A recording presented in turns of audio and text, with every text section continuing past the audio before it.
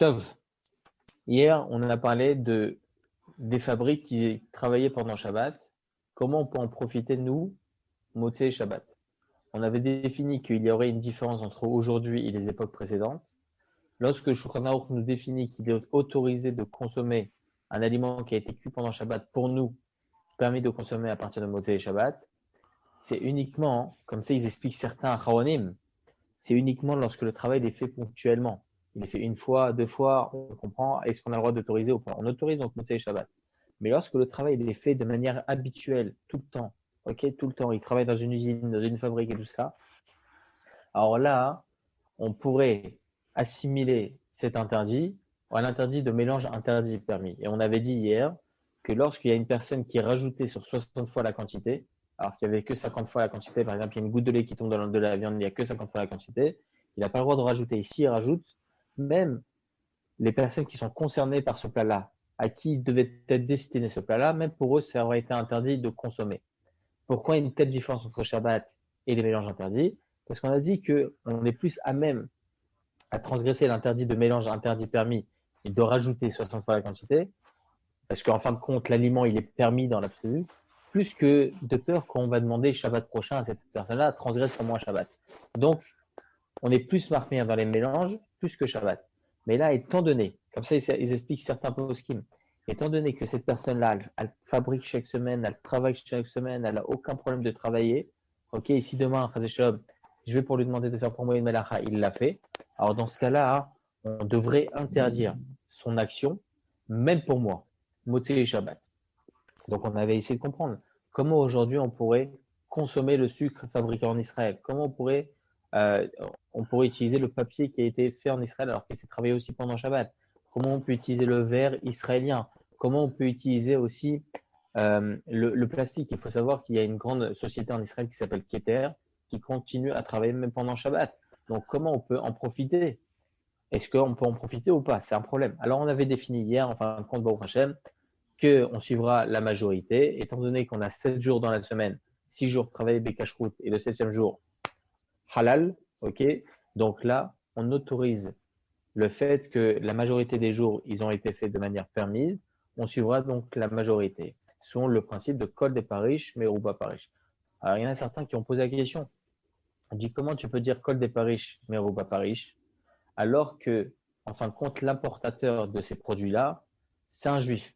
Lorsqu'il importe de l'usine, il importe du champ, on importe, ok, il importe de ces endroits, c'est un juif. Donc, en fin de compte, on devrait dire Kol Kavua, Kemer Sadame. Pour rappel, c'est quoi Kol Kavua? C'est à l'endroit où a été fixé le doute, c'est à l'endroit initial de l'objet, donc l'usine en l'occurrence. Alors là, on devrait dire Kol Kavua, Kemer Sadame, c'est comme si il y avait 50-50. 5 jours permis, 5 jours interdits. Donc, ça fait qu'on interdira. Laura Ovadia Yosef, si vous ne comprenez pas, vous me le dites. Hein. Alors, Rav Joseph, il dit, étant donné qu'il est interdit de profiter pendant Shabbat d'un interdit qui a été réalisé, c'est uniquement un interdit d'Erabanan. Donc, le principe de Kol Kavua Kemer Sadame ne devrait même pas exister. Pourquoi? Parce que même si tu dis 50-50, ça fait que d'Erabanan la Kula. En cas de doute sur un interdit d'Erabanan, on devrait être plus souple. Donc, c'est pour cela, dans tous les cas, on autorisera de consommer ou de profiter de ces produits-là après Shabbat. J'espère avoir été compris. J'ai résumé un peu ce qu'on a dit hier. Pour ce qui est de l'électricité, ce qu'on a dit maintenant, c'est de profiter après Shabbat des produits réalisés pendant Shabbat. Maintenant, mon problème, c'est quoi? C'est que selon tout le monde, on n'aurait pas le droit de profiter quelque chose qui a été réalisé pendant Shabbat. On n'a pas le droit d'en profiter pendant Shabbat. Donc, l'électricité. Comment peut-on en profiter en Israël? Il faut savoir que seulement 30% de l'électricité qui est travaillée en Israël, c'est de manière automatique. Parce qu'il y a 30% qui est fait de manière automatique et il y a 70% qui est par les ingénieurs qui sont dans leur pièce, qu'on a dit hier. OK? Donc 70% du travail qui est fait dans l'électricité sont par les ingénieurs, ce sont des juifs, on a dit. Ils préfèrent payer des juifs 200 000 $ pour partir en Amérique pendant 10 ans plutôt que de payer des arabes. Ok, bon, très bien. En tout cas, ce sont des juifs qui travaillent là-bas. Ce sont des juifs. Comment on peut en profiter? Il faut savoir qu'aujourd'hui, bon, les choses changent grâce à nos ministres religieux. Ils ont fait en sorte, ce sont des choses qu'on ne voit pas à vue d'œil, mais on voit, bon, le travail qu'ils font derrière. Au jour d'aujourd'hui, ils ont eu un accord avec Chevrat HaChashmal en Israël pour que 100% des manœuvres qui sont faites dans les compteurs électriques, etc., soient faites de manière automatique. OK? Donc, bon, Hachem, les choses avancent, et donc il n'y aura plus de ce genre de problème. Mais en tout cas, comment peut-on profiter pendant Shabbat alors qu'il y a certaines manœuvres qui sont faites pendant Shabbat? Il faut savoir que Laura Frank, c'est à peu près il y a 60 ans, 50 ans, et il dit que les manœuvres qui sont faites dans la boîte noire, ce qu'on appelle la boîte noire, c'est fait vers 1h ou 2h du matin. Lorsqu'ils veulent baisser l'intensité de l'électricité, ils veulent la baisser à 1h du matin pour la relever à Tel Aviv, par exemple. Alors, dans ce cas-là, donc, ils dissocient les villes, ils mettent plus d'intensité d'électricité à telle ville, ils baissent l'intensité à Jérusalem. Et comme ça, au fur et à mesure des heures, etc., qui avancent, le matin, ils augmentent à Jérusalem et ils abaissent à Tel Aviv. Sauf, en tout cas, voilà comment les choses sont faites. Donc, comment on peut en profiter? Comment on peut en profiter? Le Rav Moshe Feinstein, il dit comme ça, dans son responsable, il dit que c'est permis, mais selon ce qu'il dit, c'est pas vraiment réalisable. Pour quelle raison? Parce que lui, il dit qu'il s'agit de non-juifs. Aujourd'hui, ce sont des juifs. Donc, en fin de compte, son autorisation, elle ne tient pas réellement debout au jour d'aujourd'hui selon ce qui se passe dans la réalité. Mis à part cela, on avait déjà discuté de cela. Il faut savoir que si on n'a pas de bougie de Shabbat, on a le droit d'utiliser l'électricité. Comment on peut utiliser l'électricité? Si on en profite, alors que cette électricité-là va être retravaillée pendant Shabbat. Donc, comment je peux faire une misva d'un côté face à une avera? C'est impossible, c'est misva, baba, avera. Par ma cause, ils vont travailler. Donc, comment faire? Il faut savoir qu'on a là dans la halakha, dans la Siman 328, dans le Shulchan Aruch, que tout travail qui est fait pour un malade, ok, j'ai le droit de le faire pendant Shabbat. Si une personne elle a une maladie ou n'importe, et qu'elle peut être en danger de mort, j'ai le droit de réaliser tout travail qui est présent. Si je dois réaliser tel ou tel travail, je dois le faire. Même si ce sont des interdits de la Torah, il faut protéger cette personne, il faut la sauver. Maintenant, il faut savoir que les hôpitaux, ils sont remplis bien entendu, de machines, etc., électriques, d'oxygène et tout ça. Et donc, si un jour il y a une coupure d'électricité, c'est très grave. Donc, qu'est-ce qu'ils ont fait dans les hôpitaux? Ils ont mis des générateurs électriques. Des générateurs, c'est quoi? Ça happe donc une certaine puissance électrique, n'ayant pas besoin donc d'électricité même, ok? Et lorsqu'il y a une coupure d'électricité, ils font marcher les générateurs.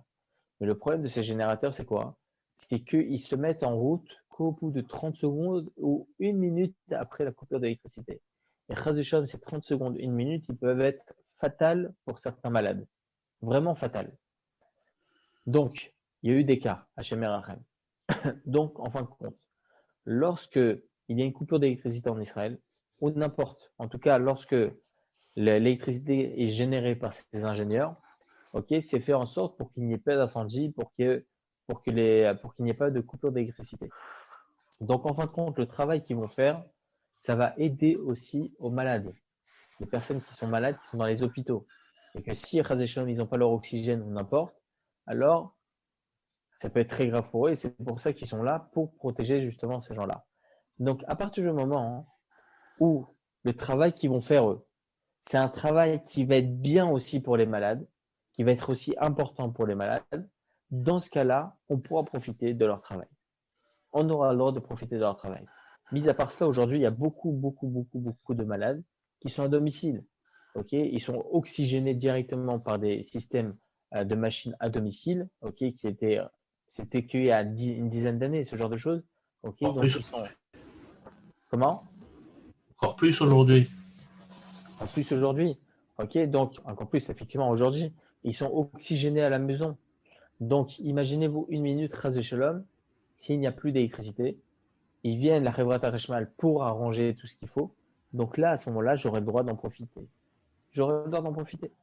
Il y a écrit comme ça dans la Gemara hein, que non, ça aurait été problématique. Pourquoi? Il y a écrit dans la Gemara, je vais vous dire exactement quelle Gemara. Shulchan Aruch, j'ai la référence du Shulchan Aruch. Peut-être que je l'ai ici une seconde. Shulchan Aruch Siman Shin Kafret. C'est rapporté comme ça, une halakha. Que si les médecins demandent à ce que l'on cueille deux dates pour un malade, ok? Alors on devra lui cueillir deux dates. Le problème, c'est qu'on a la possibilité entre trois branches. Une branche avec une date et une seconde avec une autre date.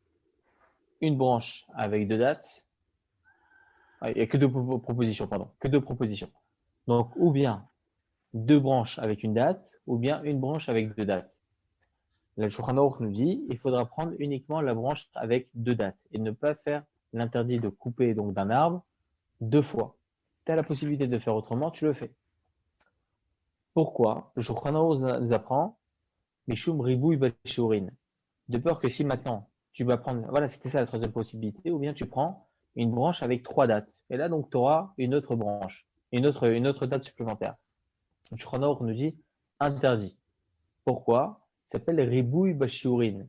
C'est-à-dire que là, tu vas profiter du travail que tu as réalisé pour une personne qui n'est pas malade. Tu vas prendre cette date-là et tu vas la donner à une personne qui n'est pas malade. Ça s'appelle Ribouy Bashiurin. Non.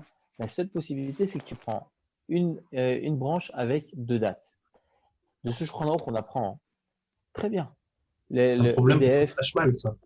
voilà, alors c'est un problème. Peut-être qu'il devrait arranger l'électricité que dans les hôpitaux. Que dans les hôpitaux ou bien que dans les immeubles où il y a des malades oxygénés. Alors, il faut savoir qu'au niveau logistique, c'est impossible. Impossible. Ils ne peuvent pas gérer un immeuble, un deuxième immeuble ou 5 immeubles et ne pas gérer les autres immeubles. Non, c'est général. Donc, ils ne peuvent pas se permettre de travailler que certains immeubles. C'est impossible. Donc, automatiquement, Donc, il n'y a pas de... il ne devrait pas y avoir de restrictions. Donc, à partir du moment où ils arrangent l'électricité dans une communauté, dans une commune, okay, dans une ville, il n'y a aucun problème d'en profiter. Quand est-ce que la problématique existera? C'est lorsqu'il y aura une coupure d'électricité dans votre bâtiment et vous savez pertinemment qu'il n'y a aucun malade dans votre bâtiment et que la Chevrat HaCheshmal vient vendredi soir ou Shabbat midi, vient pour arranger l'électricité. À ce moment-là, c'est un problème. Vous savez, c'est quoi le problème? Si vous avez une coupure d'électricité, votre dafina maintenant elle est sur la plata, elle a refroidi, elle est déjà cuite, tout était cuit avant Shabbat. Tout était cuit avant Shabbat, il n'y a aucun problème. Et en plus de ça, c'est même pas liquide. On va dire que c'est même pas liquide. Et ils viennent la Chavrat Harishmal et ils arrangent l'électricité. Et grâce à cela, ça va réchauffer votre plat. Même si ça a uniquement réchauffé, interdit de profiter de ce maasé Shabbat. Interdit d'en profiter. Ah, mais Rav, il n'y a ni bichoul ni rien. Non. Tu profites d'un interdit qui est d'arranger l'électricité. Tu en profites pendant Shabbat. On ne voit pas la Totsaha, en fin de compte. On ne voit pas bichoul ou pas bichoul. On voit l'interdit qui, eux, ils ont réalisé d'avoir arrangé l'électricité.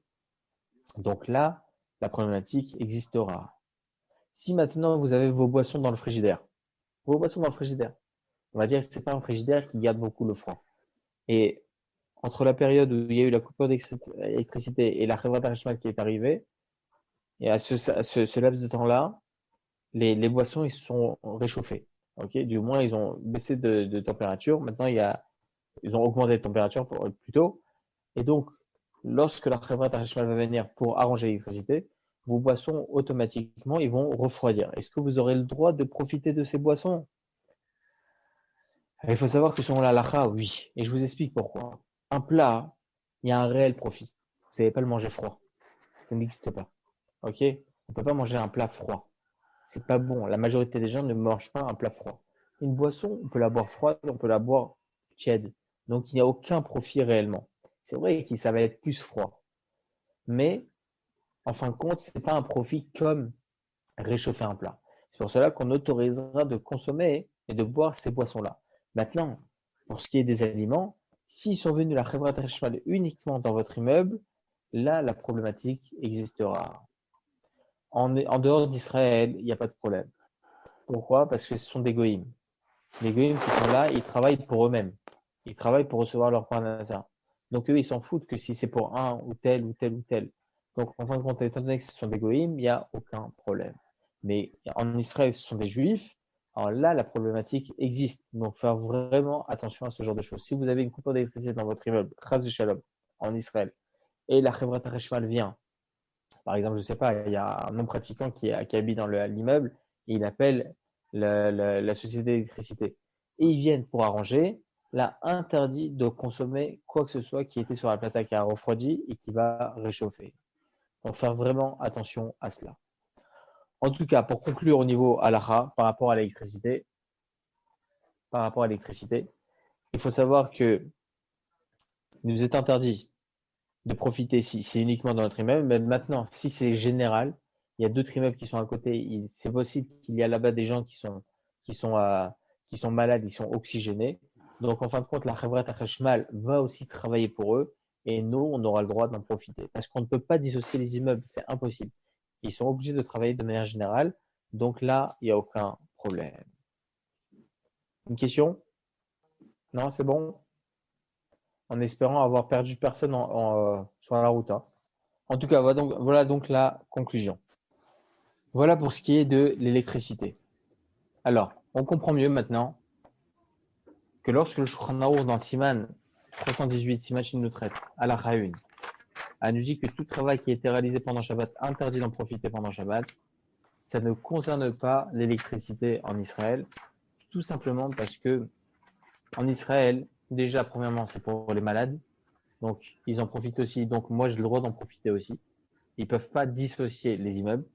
Et mis à part cela, on rajoutera même un autre point, c'est au niveau aussi sécuritaire. Imaginez-vous une minute Chazé s'il n'y a pas d'électricité en Israël. Là, toutes les caméras de surveillance s'arrêtent et Chazé là, c'est la débandade. Donc là aussi, par rapport à ça, c'est aussi Pikuach Nefesh, c'est aussi un danger de mort. Donc, on autorisera. Donc, lorsque Shulchan Aruch nous dit pendant Shabbat, c'est interdit d'en profiter, ça ne concerne pas l'électricité. Très bien.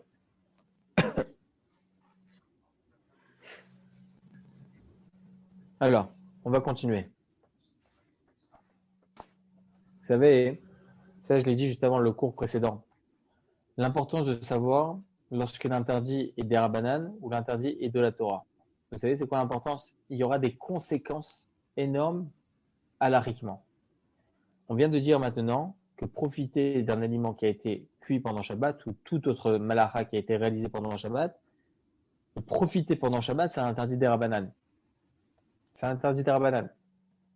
De la Torah, j'ai le droit d'en profiter, il n'y a pas de problème.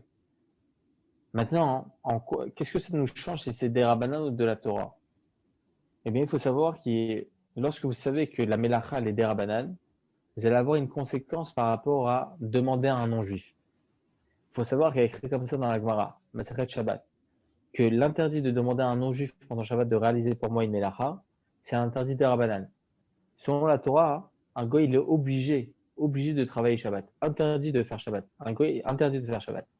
Alors pourquoi ça m'est moi interdit de lui demander de faire une Melacha pour moi? C'est quoi le problème? Le Rajba, il nous dit que tout ce qui m'est interdit à moi de faire, interdit de lui demander de faire à ma place. Donc pourquoi c'est interdit? Il y a plusieurs raisons. Une des raisons, il y a 4 raisons exactement. Une des raisons, imaginez-vous une seconde, si on aurait autorisé de demander à un non-juif de faire pour nous une Melacha. On lui demande, s'il te plaît, cuis-moi ma dafina. S'il te plaît, mets-moi au micro-ondes se baigner. S'il te plaît, allume-moi la lumière. S'il te plaît, allume-moi la musique. Allume-moi ci, allume-moi ça. C'est quoi le Shabbat? Il n'y a plus de Shabbat. Il n'y a plus rien. Donc, c'est pour ça, c'est une des raisons, du moins qui est rapportée par le Rambam, de l'interdit de demander à un non-juif pendant Shabbat de faire pour moi une melacha. Mais c'est un interdit d'Arabanan. La Gemara utilise le terme jvout, c'est un interdit d'Arabanan. On a une généralité dans la lacha que lorsque nous avons 2 interdits d'Arabanan qui sont trop chocs, j'ai le droit d'en profiter. Je vous donne un exemple. Vous avez dans votre poche 200 €, Blarinara. Et pendant Shabbat, vous n'êtes pas rendu compte de cela, vous avez sorti de votre poche comme ça, vous avez vu que vous aviez un billet de 200 €, il vient de tomber par terre. Que ce soit en France, en Israël, n'importe. Ok? Est-ce que j'ai le droit de demander à un non-juif de le prendre, de le déplacer chez lui, et Moté Shabbat, je viens le reprendre? La halakha dit que oui. Pourquoi? On vient de dire maintenant que l'interdit de demander à un non-juif pendant Shabbat, c'est interdit des Rabbanan. Mouxé, c'est aussi un interdit d'Erabanan. Il n'y avait pas dans les Melachot du Mishnah, il n'y avait pas de Mouxé. Donc, c'est un interdit d'Erabanan.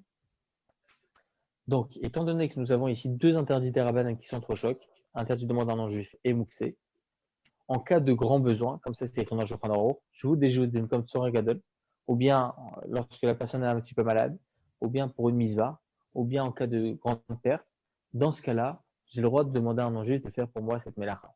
Jvout, des jvout, bim comme misva, bim comme choli, bim comme sakana, bim comme tzorech mamash. Tout ça en tout cas c'est écrit dans le Shulchan Aruch.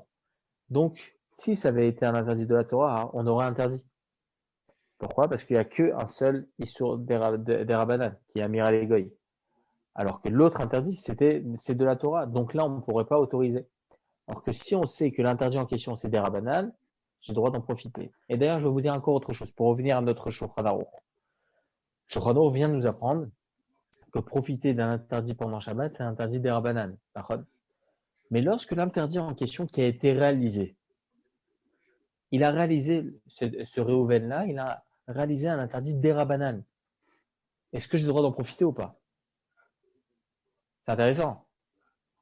Il n'a pas réalisé un interdit de la Torah, un des 39 travaux. Non, il a réalisé un interdit d'Erabanan. Est-ce que j'ai le droit d'en profiter ou pas? Je vous donne un exemple. Si demain, Chazé Shalom, sans faire exprès, vous allumez les toilettes, ok? D'où l'importance de ce Shulchan Aruch, on le décortique ce Shulchan Aruch. Si vous allumez Shabbat les toilettes, et après, ah mince, non, j'ai pas fait exprès. Très bien, vous n'avez pas fait exprès. Interdiction de lire dans les toilettes. Parce que vous profitez d'un Maaseh Shabbat. Interdit d'en profiter. Même si ça a été fait de manière non consciente, sans faire attention. Interdit d'en profiter pendant Shabbat. Parce que là, vous avez transgressé, pas vous, Chazé Shalom, mais en tout cas, la personne a transgressé un interdit, sans faire exprès certes, un interdit de la Torah d'allumer. Donc, même si ça a été fait Béchogeg, il dit Shulchan Aruch, le jour même, c'est interdit d'en profiter. Donc, interdit de lire dans les toilettes. Interdit de lire dans les toilettes, de profiter de cette lumière. Si, par contre, il y a un gars qui vient, il n'a pas vu que c'était l'entrée de Shabbat, il a allumé le ventilateur. On en parlera à sa Bezrat Hashem dans le cours prochain, la différence entre les différents procédés électriques. Ok? Mais en tout cas, une personne qui a allumé un ventilateur, il faut savoir que l'interdit d'allumer un ventilateur, c'est uniquement un interdit d'Erabanan. On l'expliquera demain. Ok? On l'expliquera demain. Donc, il a fait quelque chose sans faire attention. Est-ce que j'ai le droit d'en profiter pendant Shabbat ou pas? Il a fait un interdit d'Erabanan. Est-ce que j'ai le droit d'en profiter pendant Shabbat ou pas? La halakha nous dit, et ça c'est une grande généralité, que lorsque Chachamim définissent un interdit, ils ont décrété un interdit, ils ne peuvent pas décréter un autre interdit dessus. C'est quoi l'autre interdit? Interdit d'allumer le ventilateur. Ok? Ça c'est un interdit. Ils ne peuvent pas décréter que c'est interdit d'en profiter. Parce que Ana'a Mima Shabbat, c'est interdit d'Erabanan. Donc ils ne peuvent pas définir l'interdit d'en profiter sur un autre interdit d'Erabanan. Ça n'existe pas. Ça s'appelle Xera l'Exera. Un décret sur un autre décret. Ça n'existe pas. Ok? C'est pour cela que lorsqu'il s'agit d'un interdit d'Erabanan, si ce juif-là, sans faire exprès ou en faisant exprès, il a transgressé Shabbat, il a réalisé un interdit d'Erabanan, j'aurai le droit, moi, d'en profiter même pendant Shabbat. Même pendant Shabbat. Si un juif, il a fait Amiral Egoï pendant Shabbat, il a demandé à un non-juif de faire pour moi une melacha, j'ai le droit d'en profiter. Il a demandé à un non-juif, s'il te plaît, allume-moi la lumière. C'est interdit de demander ça. Mais il l'a demandé, il l'a fait, j'ai le droit d'en profiter. Parce qu'Amiral Egoï, c'est des rabanan. Ok? Vous avez des questions? Oui, une question. Si le Issou des rabanan, comme vous avez dit, s'il était fait bémézid, ça marche aussi? On peut en profiter? Ça marche aussi. Ça marche aussi. Je peux dire, quelqu'un peut dire à un juif de faire un Issou des rabanan et pour faire profiter toute la famille? Ah non, Chazé Shalom. Bah oui, mais c'est bémézid et je fais profiter les autres. Oui, mais vous avez fait un interdit quand même. Non, j'ai compris, mais c'est bémézid encore une fois. Donc. Oui. Même si Chazé Shalom, pas vous. Non, bien sûr. Réhouven, disons que vous avez quelqu'un qui n'est pas Shomer Shabbat dans l'assemblée. Et il a demandé à un non-juif de faire une melacha pour nous. Ok? J'ai le droit d'en profiter. Ah non, qui demande à un non-juif, mais qu'il la fasse lui-même. Ah Un non. Issour Miderabanan. Des rabananes, alors oui, c'est autorisé. On a le droit d'en profiter. Ça veut dire si quelqu'un dans une salle de réception met la clim, par exemple, la clim, c'est Miderabanan ou pas? On en parlera demain, la clim. Ah, ok, d'accord. Ok. Mais encore une fois, hein, on décortique vraiment le Shulchan Aruch là. C'est un Shulchan Aruch. On n'a même pas lu le Mishnah Berurah. Vous vous rendez compte? On décortique vraiment les choses d'actualité, des choses qui sont importantes de savoir qu'est-ce qui est des Rabbanan, de la Torah, et c'est vraiment très très important. D'autres questions? J'habite dans un immeuble, par exemple, Oui. et il y a beaucoup de rideaux dans mon immeuble. Et des fois, ils enlèvent le petit loquet, vous savez, qui empêche la porte de se fermer pour qu'on puisse rentrer. Même en Et Israël. il y a un code, il y a un digicode. Des fois, j'attends devant et c'est des juifs. S'il fait le code pour rentrer lui, est-ce que j'ai le droit de rentrer derrière? Alors, comment vous allez définir cet interdit? Des Rabbanan ou de la Torah? Je sais pas. Ah, Ouais. c'est Miderabanan, il n'y a rien de Miderabanan là-dedans. C'est Il n'y a intéressant pas de maintenant, Issour hein. Miderabanan là-dedans.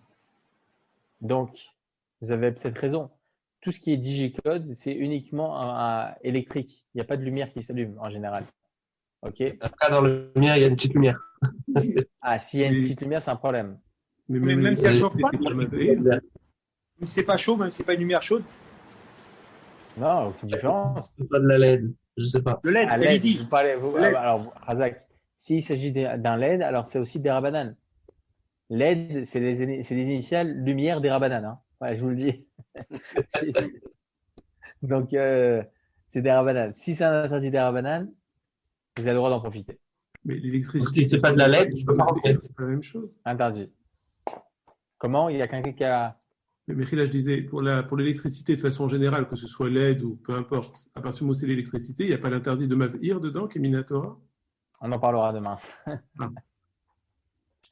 On en parlera demain.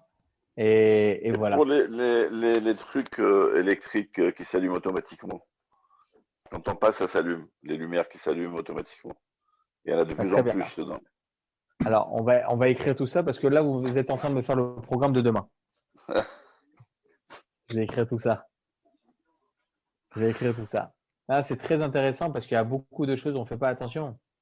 On ne fait pas attention. Qu'est-ce qu'on a le droit d'en profiter? Qu'est-ce qu'on n'a pas le droit d'en profiter? Un juif qui fait pour nous une melacha, qu'est-ce qu'on considère des rabbanan ou de Horaïta dans l'électricité? Il y a certaines électricités qui sont que des rabbanan, il y en a d'autres qui sont de la Torah. Il y a des cuissons et ça, encore une fois, tout ça, ça vient sur les lois de cuisson. On va comprendre pourquoi et pourquoi on a introduit par cela, Bezrat Hashem. En tout cas, voilà. Si vous avez d'autres questions, dites-moi. Alors, ou bien, bon, Hashem, il n'y a aucune question. Et là, je suis très content. Ou bien, j'en ai lâché quelques-uns sur la route. Et là, c'est un plus gros problème. C'est un interdit des Rabbanan. Tov. En tout cas, voilà. Pour aujourd'hui, on a terminé. C'était le sujet. Demain, on parlera donc des différents procédés d'électricité, lesquels sont des Rabbanan, lesquels sont de la Torah, et lesquels, en fin de compte, je pourrais profiter si Chazécham, quelqu'un aura transgressé et aura réalisé cet interdit. Bezrat Hashem, on verra tout ça demain. En tout cas, encore une fois, voilà. On voit que c'est vraiment un seul Shulchan Aruch. Un seul Shulchan Aruch. On essaie de comprendre les différentes mélachot de ce Shulchan Aruch, les différents procédés, lesquels sont interdits d'en profiter pendant Shabbat et lesquels ils sont permis. Et Bezrat Hashem, comme ça, après, on pourra avancer petit à petit, le Mishnah Berurah, etc., etc. Ok? Chazak u'baruch à tous. À demain, Bezrat Hashem. Et voilà. Bonne soirée à tous.